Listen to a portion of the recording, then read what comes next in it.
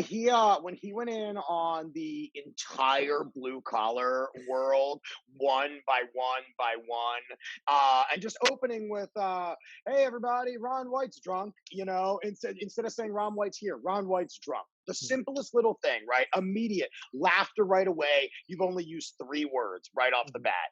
And then just going into all of them. And then he gets to this beautiful point because it's like a 3 or 4 minute roast between all those guys. But he gets to the point when he gets to Larry the Cable Guy, and a very honest moment happens where he just goes, "How do you have so much Yeah. money?"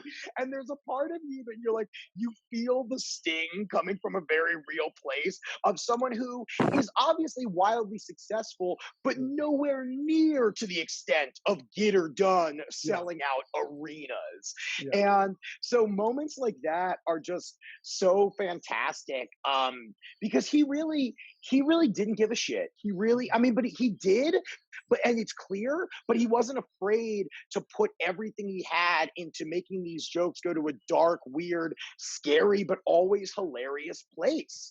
And I think like when you watch, especially the one with like Joan Rivers and things like Mhm. that, it's just hit after hit after hit, and it's unrelenting. And I always say, like, when you're roasting somebody, what you have to do is you have to jab, jab, uppercut. You need to Right. make combos like you're a Right. boxer. And you can't just go for a huge swing every single time. You got to do these little tiny hits. You got to get the kidneys and then The the tension ribs. release too.